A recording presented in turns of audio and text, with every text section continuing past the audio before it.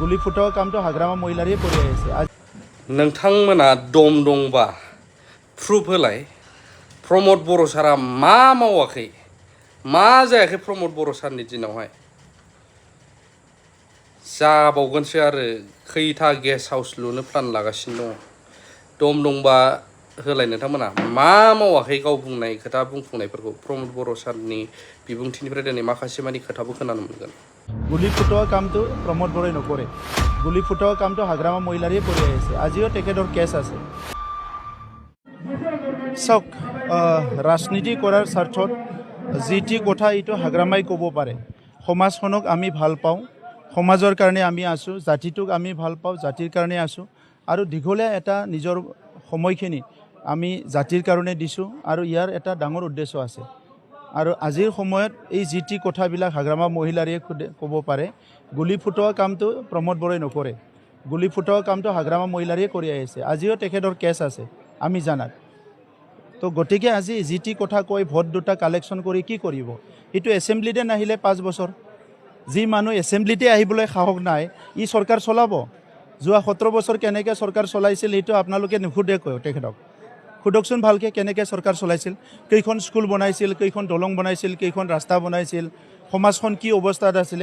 2012 ৰ সংঘৰ্ষৰ সময়ত ক'ত লুকাই আছিল তেখেতে কিয় সংঘৰ্ষ হ'ল এই সময়ত আমাৰটো 5 বছৰৰ এটাও সংঘৰ্ষ নহল 2008 ৰ উদালগুৰিত কিয় সংঘৰ্ষ হ'ল এই সময়ত ক'ত লুকাই আছিল তেখেতে আমাৰ সময়তো এটাও সংঘৰ্ষ হোৱা নাই আজি তেখেতে যিটি কথা ক'লে হ'ব নেকি সমাজখন আমি ভাল পাওঁ সমাজখন আগুৱাই নিয়াটো আমি নিজৰ এটা সেৱা বুলি ভাবো আৰু আজি 26টা জনগোষ্ঠী 35 লাখ জনসাধাৰণ লৈ আগবাঢ়ি যোৱাটোৱে ইউপিপিএল দলৰ নীতি বিপিএফৰ এনেকুৱা কোনো নীতি নাই হাগ্ৰামাই যিটো কয় হিটোৱে কথা তো সেই কাৰণে হাগ্ৰামা মহিলাৰিৰ কোনো ভ্যালু নাই 5 বছৰত একদিন তেখেতে এছেম্বলিত আহিলে ভ্যালু থাকিলে হয় যেহেতু একদিনও জিকি প্লাই একদিনও এছেম্বলিত আহিব নোৱাৰিলে হাগ্ৰামাৰ ভ্যালু নাই তাতে মিনিংলেছ আৰু বিপিএফে এনেকুৱা এটা এজন নেতাৰ লগত কাম কৰি আছে যোনে নেকি সবচে দৰ্পক এছেম্বলিত আহি কথা ক'বলৈ ভয় কৰে ইউপিপিএলক মোকাবিলা কৰিবলৈ ভয় কৰে এনেকা ভয়াতুৰ এটা নেতাৰ লগত বিপিএফৰ মানুহবিলাকে কাম কৰি আছে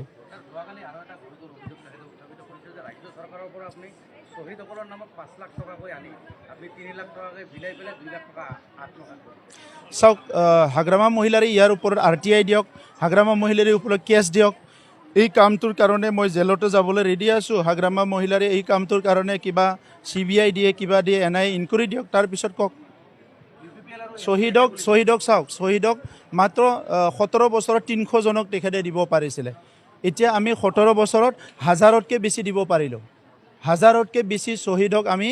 মাত্ৰ 4-4টা বছৰত হাজাৰতকৈ বেছি শহীদক এক্সগ্ৰেচিয়া দিব পাৰিছো 17 বছৰত তেখেতে কিহৰ কাৰণে মাত্ৰ 300 জনক দিছিলে কিহৰ কাৰণে মাকসকলৰ কাৰণে আজি আমি বিমা চিবিনাই বিথাংকি আনিছো তেখেতে এই কথাবিলাক ভাবিবই নোৱাৰে ইউপিপিএল আৰু এপসু একেটা সংগঠন বুলি কৈছে যদি নিৰ্বাচন তেখেতে খেলে তেনেহ'লে আপসু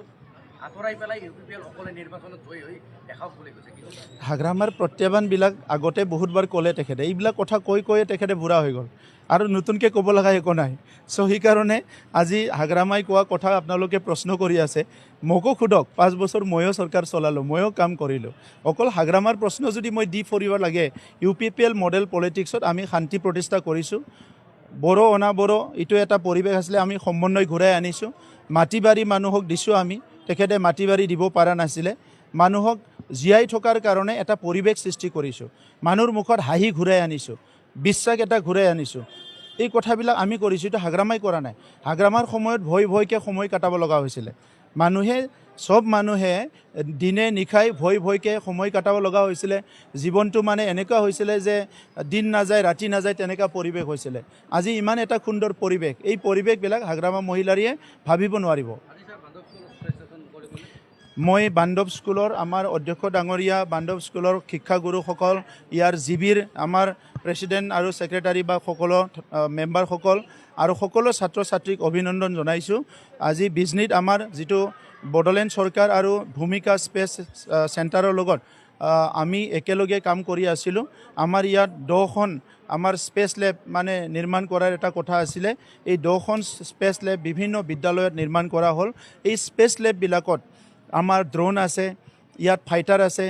ইয়াত ৰকেট আছে, মডেল ৰকেট। চ' এইবিলাক চাই পেলাই ষ্টুডেণ্টবিলাকে, ছাত্ৰ ছাত্ৰীয়ে যিটো কিতাপত পঢ়িছিলে বাস্তৱত সেইটো দেখিবলৈ পাব। আৰু তেখেতসকলৰ এইখিনি বয়সত, এইখিনি টাইমত বিজনেছ স্কুলতে যেতিয়া এই কামবিলাক বা এই মডেলবিলাক বা এই মেচিনবিলাক তেখেতসকলে নিজে অপাৰেট কৰিব, নিজে চাব, নিজে টাচ কৰিব, অনাগত দিনত তেখেতসকলৰ কনফিডেন্সটো আৰু বাঢ়ি যাব আৰু শিক্ষা গ্ৰহণ কৰাত বহুত সহজ হ'ব।